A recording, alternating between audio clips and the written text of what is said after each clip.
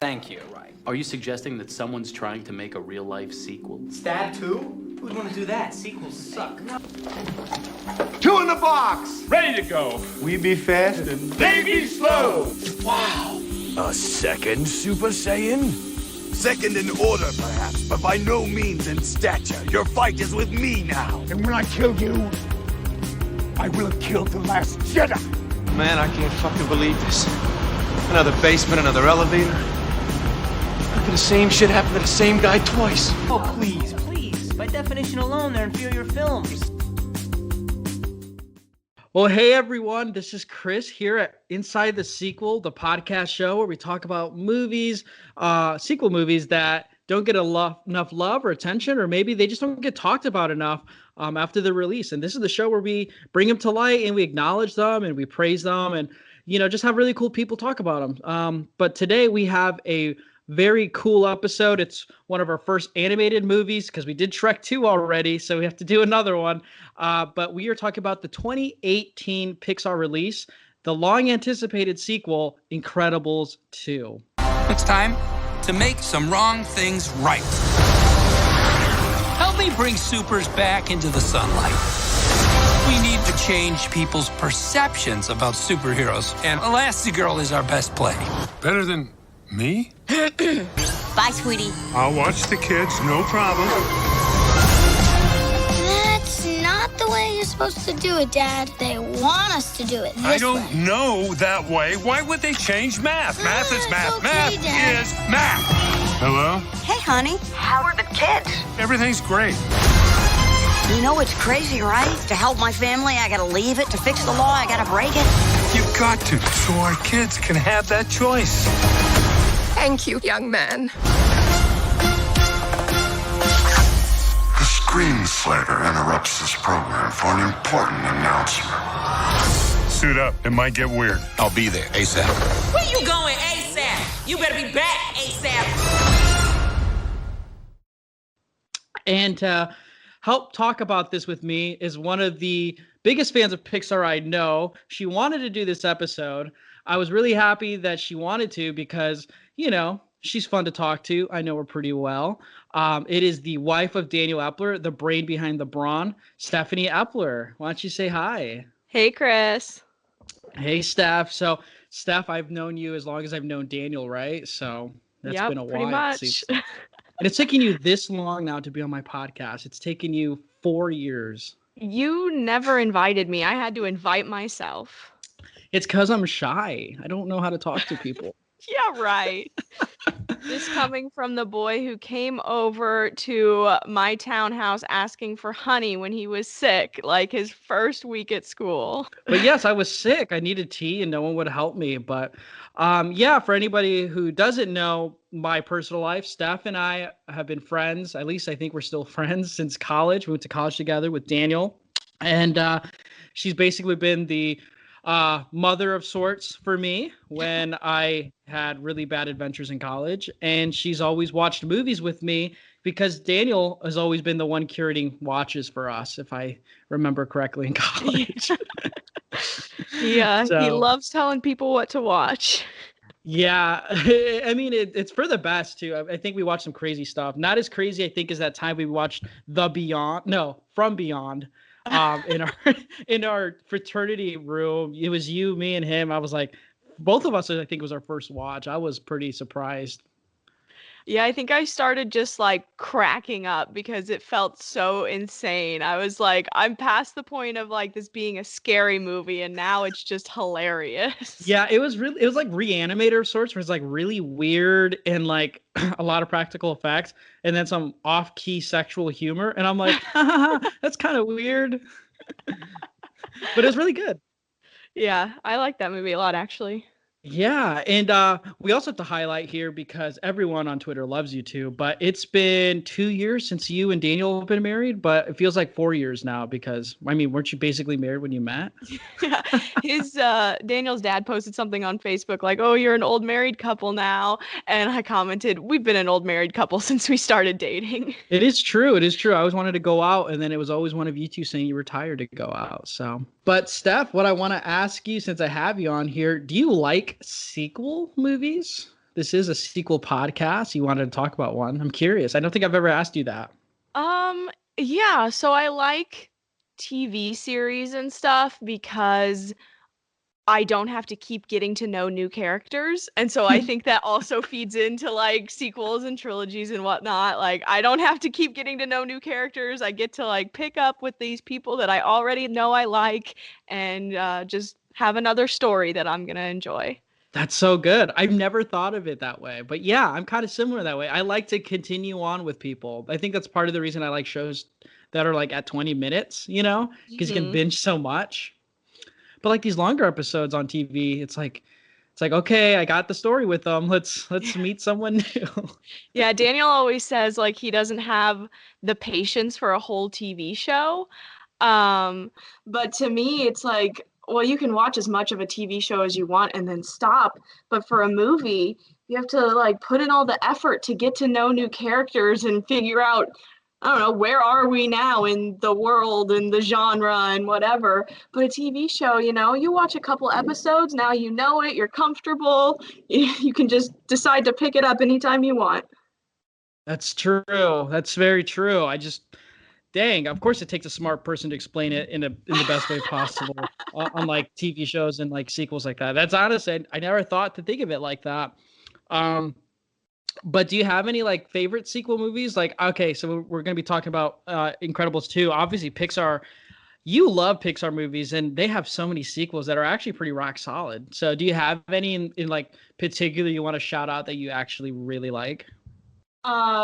In regards to Pixar, I really love Finding Dory.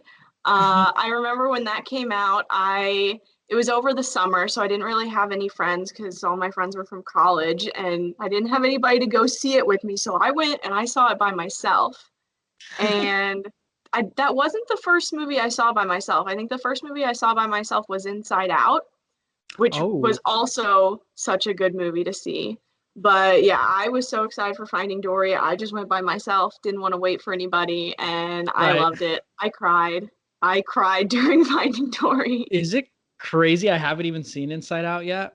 You haven't seen Inside Out? I have it. I've Chris, been why are we so friends? Chris. Okay, so you know like my thing with like Pixar and like Disney, mostly just Disney. I have no problems with Pixar, I should say, but I guess I associate it with Disney. I've missed out on a lot of those movies. I really just rewatch a lot. I'm so nostalgic with my Pixar. I just rewatch like the same ones I grew up watching the most, like on like VHS and DVD. And then like with the newer ones, it was really hard for me to go out and like just watch them. I don't know why. So I feel like I did miss out. Okay, well, as soon as we're done with this podcast, you have to hang up and then drive up here, and we're watching Inside Out tonight. Yeah, I remember one time in college, I don't know what it was about Finding Dory, but there was like something we were talking about with Finding Dory, and you're like, I have to watch it. And I think Dana just went out and bought you the Blu-ray or something. Probably. I know he got me a stuffed Dory for like my birthday or Valentine's Day or something. I remember really that early too. on.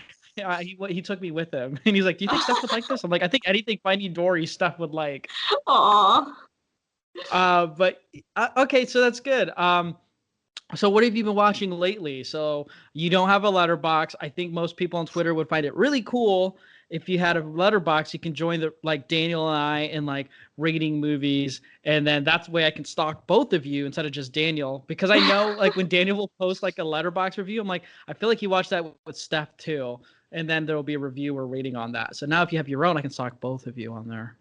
Well, I know when Daniel was seeing movies in the theater, he would note which ones he saw with me on his letterbox.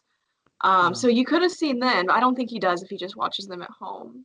But I don't know. I guess I've never really put that much effort into movies. It feels like a lot to watch a movie and then decide how much did I like this? What's the star rating? I just want to be like, I enjoyed the time I spent watching that, and then let it go. You know, that is fair, because like I've been really bad about updating my letterbox because I do get overwhelmed very easily on it.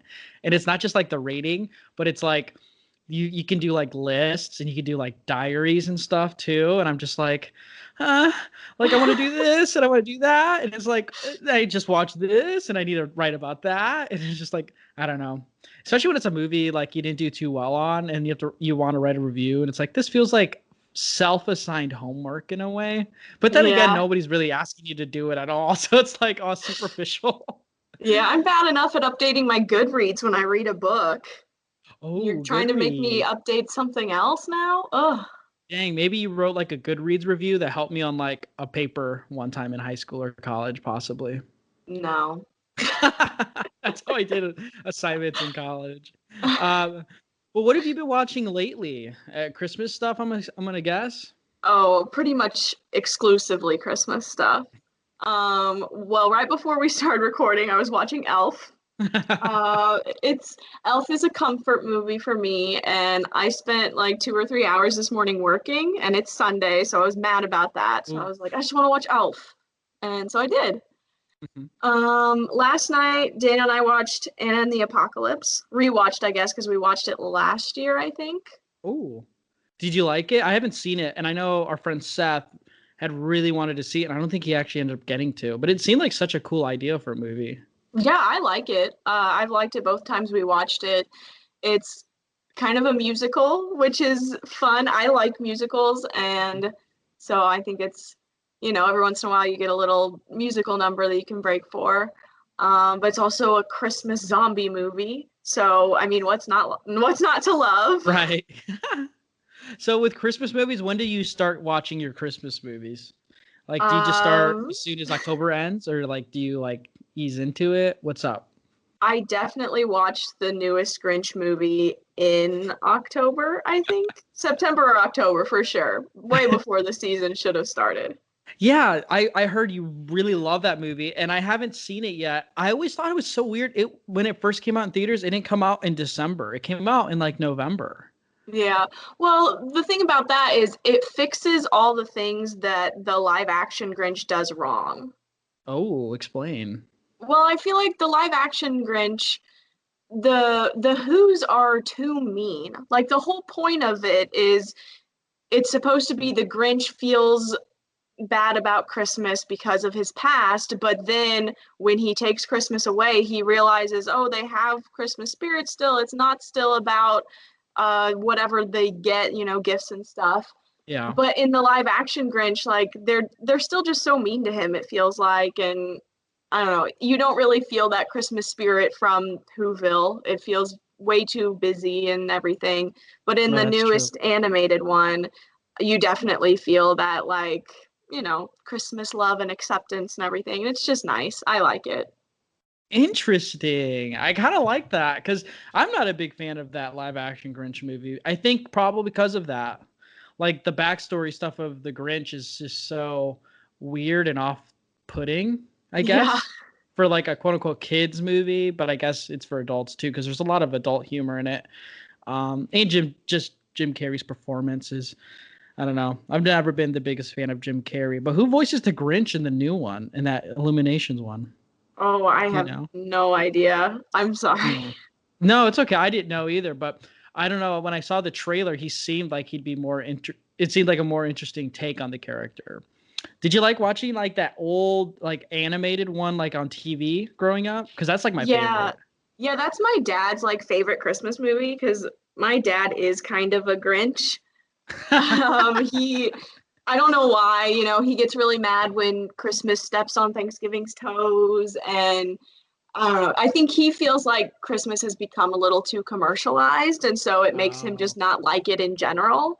But he's always loved The Grinch. We always watch it on Christmas Eve because there's the line that the Grinch says, "Tomorrow is Christmas, it's practically here." And so, you have to watch it when tomorrow is Christmas. And we've just always done that. So I do have fond memories of that one. Awesome. Yeah, that's what a lot of us say like last minute when we're doing Christmas shopping on Christmas Eve. I used to love watching that on TV all the time. Like I think I was talking, I forgot who I was talking to about like the Charlie Brown Christmas, and I was like, "Are you a fan of that?" Because it was on TV, but I never really paid attention to the Charlie Brown Christmas movie that much. But when the Grinch one came on, I was always like about that. And I think because it's kind of scary at points, like when he's like having that awful grin and everything, it's just so creepy and cool. And I think just the weird kid that I was like, "Oh, this is so good." That's fair. Yeah, but no, that's good. So Sorry, I looked it up. The 2018 Grinch is voiced by Benedict Cumberbatch, which I knew. I just couldn't remember. Really? Yeah. Ooh. Okay, I definitely think I need to watch that this Christmas then. I should be watching Christmas movies right now. Absolutely. Unfortunately, I've been spoon-fed some Hallmark movies for Christmas lately. But all right, you know what? This is gonna be the first time we talk about Hallmark movies on Inside the Sequel. Where did they come up with these concepts for these movies? You kind of like these Hallmark movies, right? A couple. Yeah. I did watch one a couple of days ago. I don't remember if it was Hallmark or Lifetime, but it's called Candy Cane Christmas, and it has Beverly Mitchell in it, who plays a girl on Seventh Heaven, and I was obsessed with Seventh Heaven when I was a kid. So I was like, well, I've got to watch this, and it wasn't bad for a Hallmark-esque Christmas movie. It was not bad. I'll give it that. There are a few, like there's one like with like a dollhouse that's like magic this girl got from like her grandmother, and that one's pretty good. I like that one. I think it's like 11 Days of Christmas maybe. I like that movie. And then there's one, oh boy, I'm trying to think. It's like a parade Hallmark movie, if I remember correctly. I think it's Thanksgiving or Christmas, but it's about a parade, and like this girl falls in love with a guy. I haven't watched Hallmark movies since I had to watch them with my mom for the most part. Like I'll watch a couple if like, I don't know, they look interesting. Like I said, they have an actress or actor I want to see or something. So I'm not super up to date on Hallmark movies. Yeah, I don't know. It just seems like they all kind of blend together at some point. Yes, they have very similar plots. Yeah.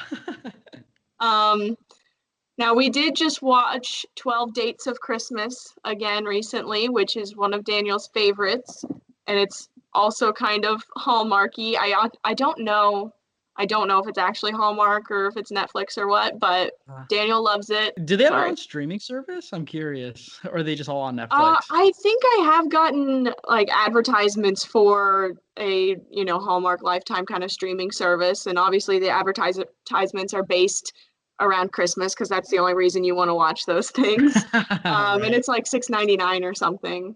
Right. Interesting. So when we talk about today's episode with Incredibles 2, I did mean to ask Stef, do you remember a time like where you didn't watch a Pixar movie? Because I feel like growing up you were like all about them. Unless I could be wrong and you just started watching them a lot later. I mean, when I was growing up, my dad pretty much picked all the movies that we watched. So we watched them some. Obviously, I did watch like The Incredibles before The Incredibles 2 came out. I watched that as a kid. And I think we watched Finding Nemo and everything. I think the thing that's different about my experience than most kids is I didn't end up rewatching a lot of Pixar movies over and over. Probably because like by the time I was old enough to kind of decide the things I rewatched over and over, I was rewatching other things. Yeah. Mostly the Back to the Future trilogy. That's what I watched over and over and over. So yeah, I have seen a lot of Pixar movies growing up, but I just didn't have like the I'm obsessed with this movie and I watch it every day kind of experience with them. Right. Okay, cool. So you weren't like those people on Facebook who were like, Incredibles 2 is coming out. This is for people my age. So keep your kids at home so I can watch it. I was super excited for Incredibles 2, and I'm not entirely sure why, because I rewatched the first Incredibles like around the time it came out, and I didn't remember all of it. It's not like I had the whole thing memorized. So, but I was super excited for Incredibles 2 for some reason, to the point where when it started playing in the theater, I started crying just because I was so excited to be watching it. So it starts off with a bang. I think that's really, and it took 14 years. I'm still curious why it took 14 years for a Pixar sequel movie to come out, even though there's so many Disney sequels that come out all the time and they're like not as good. Yeah, and it clearly feels like it's set up for a sequel, like they end it with the the new thing that they have to, yes, the Underminer. And so it's set up for a sequel. So you'd think if they were planning a sequel, it wouldn't have taken them so long. But yeah, it's kind of odd. Yeah, that's like one thing I always have to think in my head, and I think about the future. Like, how do we explain to future people? Like, yeah, it took 14 years for an incredible sequel to come out, even though Aladdin got 2 more sequels right after the original Aladdin movie came out, and then Shrek got 2, like, how many more sequels after? And you get all these animated movies, and Incredibles 2 couldn't. When the first Incredibles came out, I loved it. It was like one of my favorite Pixar movies growing up. I'm not gonna lie. I think it's just because like it combines like a bunch of like the action and like the superhero elements of it, and then you had like those Spider-Man movies coming out around the same time, and like those X-Men movies, so it felt kind of nice, and it was just a really pretty looking movie. Yeah. Did you have like a favorite Pixar movie growing up? I don't know that I really did. I didn't watch a ton of movies like specifically for me. I think I watched like TV shows a lot. Like I watched a lot of Barney, a lot of what else did I watch? Winnie the Pooh, Little Bear, Franklin, all those kind of things. I watched those a lot more than I watched like movies. Yeah. Do you remember? Okay, so Disney Plus, when Seth had it, because I will be caught dead than like subscribing to Disney Plus. But I noticed when Seth had Disney Plus, and I kind of browsed through their catalog, they had all those Winnie the Pooh TV episodes. Do you remember that TV show for Winnie the Pooh? Oh, absolutely. Okay, I used to have like VHSs of that show. Oh yeah, me didn't have too. cable, but like I love that. I was like, oh, it's like so nostalgic. Like I can't even remember that theme song, but like. Gotta get up, I gotta get going. I'm gonna see a friend of mine. He's round and he's fuzzy, I love him because he's just Pooh Bear, Winnie the Pooh Bear.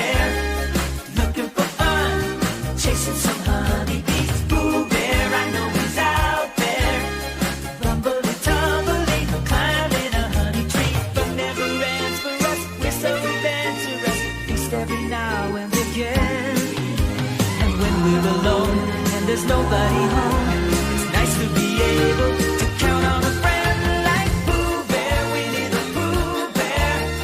Wherever you go, oh, won't you take me please, Pooh Bear, I gotta be there. It's me and it's you, my silly old Winnie the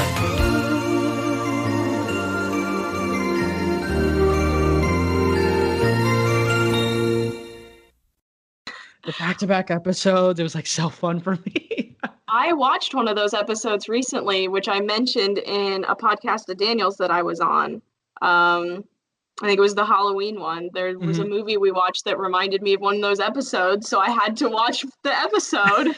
And of course it didn't hold up because I'm not 5 years old anymore, but I watched it.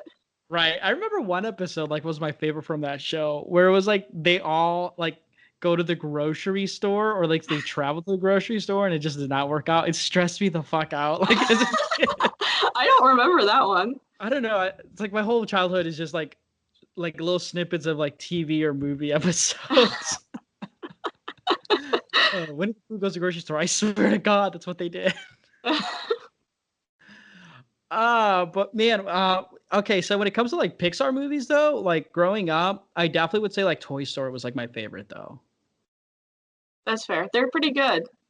I feel like tons of Pixar movies hold up as an adult too. Like I'll rewatch them and I'm like, I still enjoy this, you know? I'm not sitting here thinking this really isn't for me. Yeah. I think that's why people love Pixar almost more than like just like Disney as a parent company. They're like, I like Pixar, you know, because I think it's so smart, you know, and the animation's way better. There are a few I haven't seen, like I said, like Inside Out. I haven't seen The Little Dinosaur. I haven't seen Finding Dory, you know. I'm so disappointed in you. You're not the first. That's usually what guests say when they come on this show. Like, like Mitch from the territory, when he was on here, he was just like, as soon as I started talking, he's like, good God, why did I decide to go on here? Like, it was just crazy. I think he's scarred. But no, let's get into some Incredibles stuff. So do you remember the first time when you watched Incredibles? Like, what were your initial thoughts? I don't remember the first time I watched it because I was probably pretty young. But I do remember rewatching it pretty fresh, you know, not remembering much about it. And I thought it was super good. It's like a superhero movie, and it's like, you know, obviously got like little boys loved superheroes, I think, growing up. And I'm curious to see like what the females take on it, you know, because I feel like there's so many girls that also love Incredibles. That's fair. I think with a lot of normal, like other superhero movies, it's, you know, men, I guess is the best way to say it. And with The Incredibles, you get the aspect of a whole family with men and women and boys and girls and everything, you know. And I think that really helps girls to enjoy it too. I feel like that a lot. Like I will watch some superhero movies and not give a crap about them, and then I'll watch like Wonder Woman and think it's amazing. And I think it's just because it's a woman and I can relate to that more. And I mean, you get that as a child and up as into an adult, obviously. So I think having that it's also children in this is super relatable and can help kids like it more. Yeah, I definitely thought I liked Elastigirl more when I first saw that movie. As a kid, I like her powers more. I think she's cool. Her accent is better. You know, I just like the way she spoke more than just, you know, Bob, Mr. Incredible.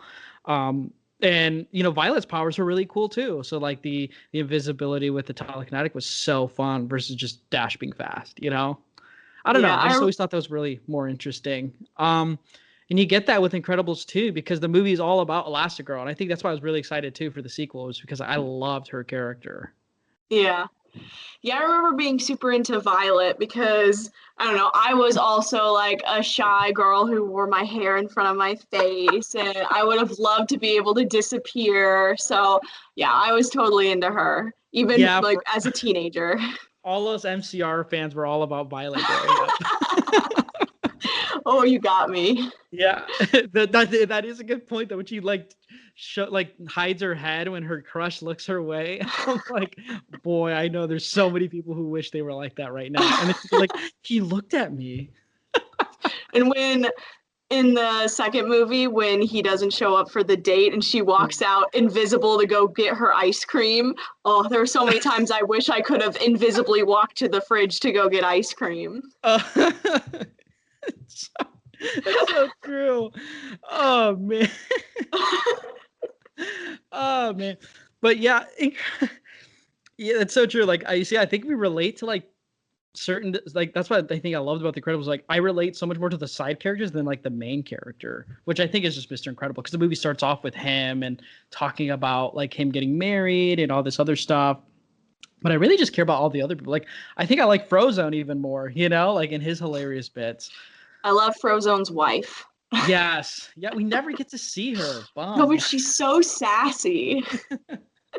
Yeah, I'm trying to think of like that point, like where he says something about the city's in danger, and she's like, "I'm in danger" or something. Like my knight's in danger.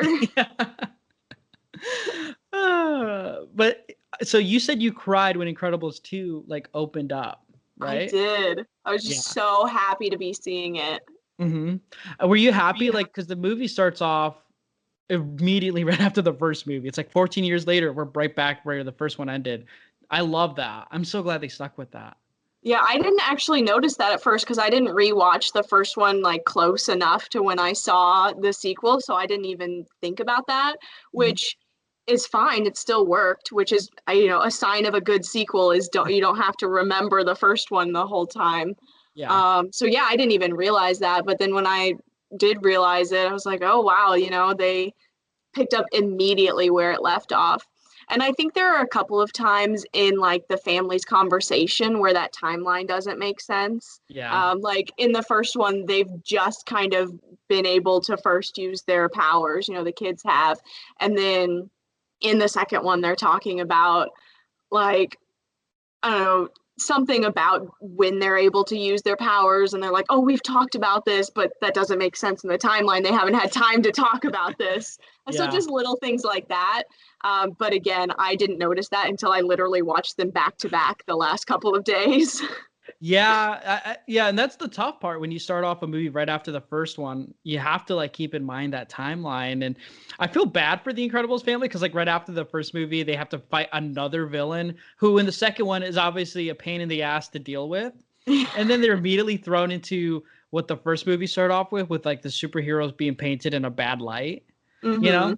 And then they lose their house on top of that from the first movie, and they have to live in a cheap motel. And it's like, boy, this family cannot catch a break. But then they get that badass house. They've got pools inside.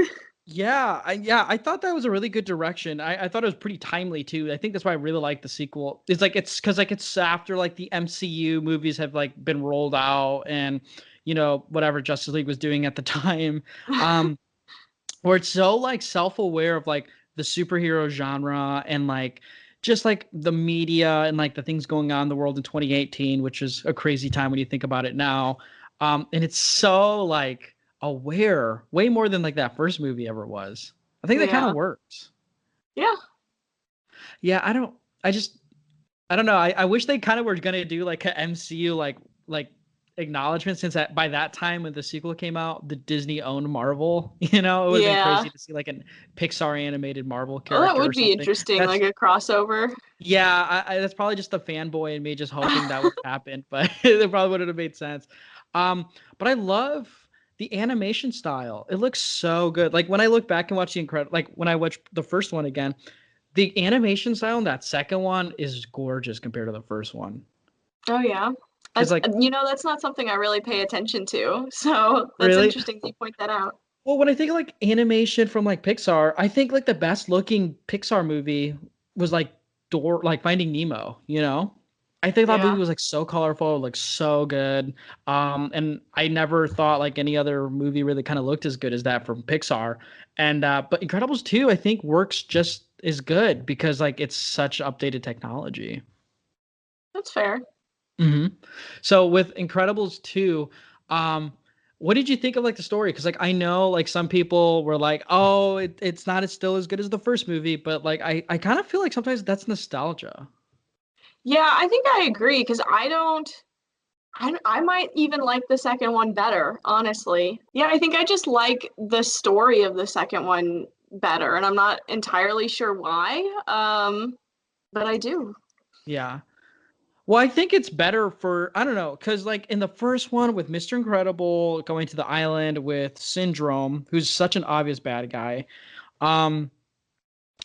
like, you know, he's seeing like all these superheroes being killed off and stuff like that, and he's basically has to stop them.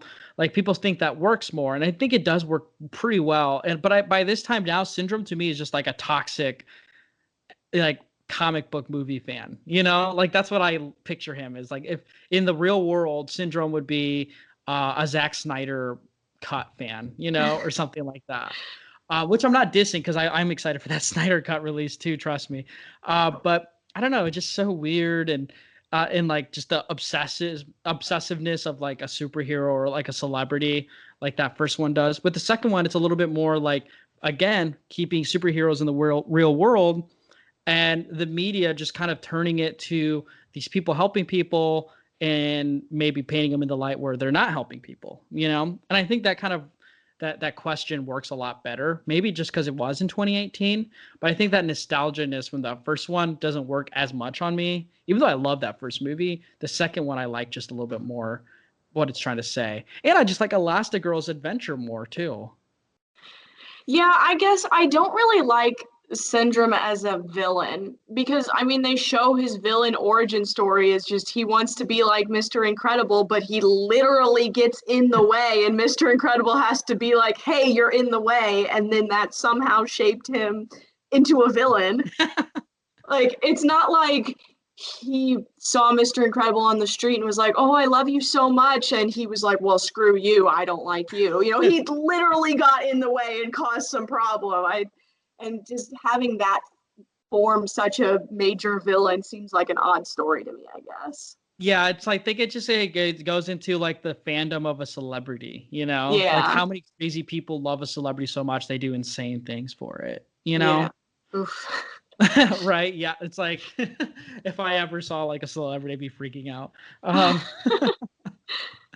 But But I like in Incredibles too, you know, Elastigirl, like the stories like around Elastigirl being like the promoter in the media, which I think is more timely of like giving superheroes a better light, you know, and like God knows, so like with the media and like painting things in a positive or negative light is so, you know, it's so like tricky. And I think this movie is like pretty informational for like people and like especially kids in this way to like, you know, like there's always two sides to something, but like, you know, you can't always just buy everything that somebody's giving you. And again, I think Syndrome is a good villain. Now the screen slaver in Incredibles 2 is a little interesting. I'm curious to hear your thoughts on that, because I liked Screenslaver the first time I watched it. The second time, I like the character behind Screenslaver more, but I do think the Screenslaver looks a lot cooler than Syndrome. Like with the mesmerizing animation, I think that's pretty cool. Yeah, that's fair. I don't know. I guess I've never had negative thoughts about the Screenslaver villain. I did have, you know, negative thoughts about Syndrome. I thought that was kind of a weird villain, but yeah, I think it's an interesting, I don't know if it's a comment on, you know, us getting too engrossed in technology and becoming zombies to the real world or anything weird like that. I don't know. Okay, Boomer. But no, I think it's a good villain. I think I agree with you that the actual person behind Screenslaver makes a more interesting villain, but you know, people always make more interesting whatever than right. Well, I mean, it basically puts it out like Evelyn is the bad guy, like so immediately into the movie.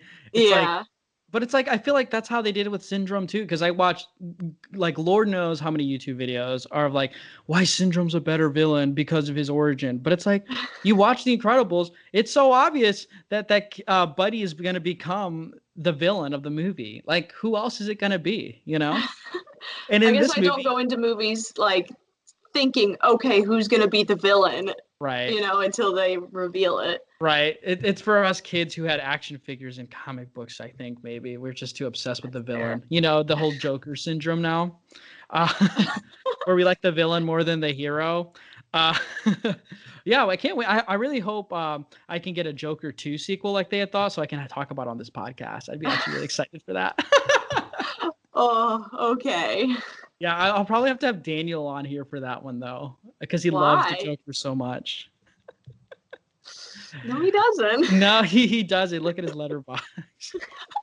I think if any of our friends like love the Joker the most, it'd probably be Nathan, because Nathan's quoting it all the time. Is he really? He might say it's me, but I really think it's him. Or Daniel. Daniel's sharing memes all the time of the Joker, I swear. Yeah, I think he shares them ironically. Oh, you see, I can't read that through text. I just think, oh, cool, another Joker meme. I have some bad news for you.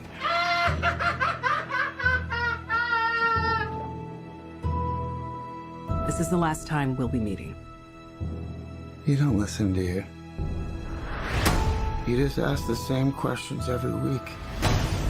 How's your job? Are you having any negative thoughts? All I have are negative thoughts. But so you rewatched both of these. Did you watch them back to back, or did you take a couple days in between? Like, let's. I want to see insight onto that. Yeah. Well, I started watching the first one Thursday night, maybe, but I didn't finish it. And then yesterday, I finished it and then immediately watched the second one. So, which one did you find it easier to go through more? I mean, that's kind of hard to say because like I stopped early Thursday night because I just got so tired. So that, I mean, it's harder to go through a movie when you're tired. True. And then yesterday when I was watching them, I was sad. So that doesn't really help either. Wait, you don't stay up till like 3 or 4 in the morning watching movies like I do? What the heck? I start getting ready for bed at like 9 o'clock. I am an old woman. Oh man. It's like, I feel bad and alone at like midnight or 1 a.m. because it's like, oh, everyone's asleep and I want to watch a movie and talk about it, but no one's up for it. And it's like, all right, watch another movie then and fall asleep. I feel bad and alone all the time. Uh-oh.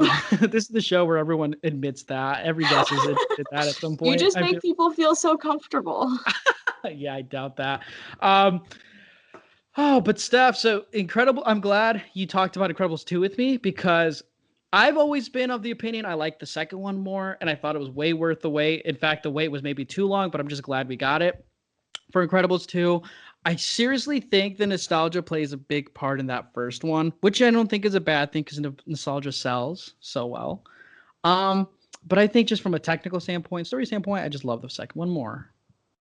Yeah, I think part of the reason I like the second one more is also seeing Mr. Incredible like be a dad, I guess, because he has to be a stay-at-home dad for a while. And there's this line where he's like, we needed AA batteries, but I got AAA, and now we still need AA batteries. And I was just like, oh, that's such a mood. Why is that such a mood?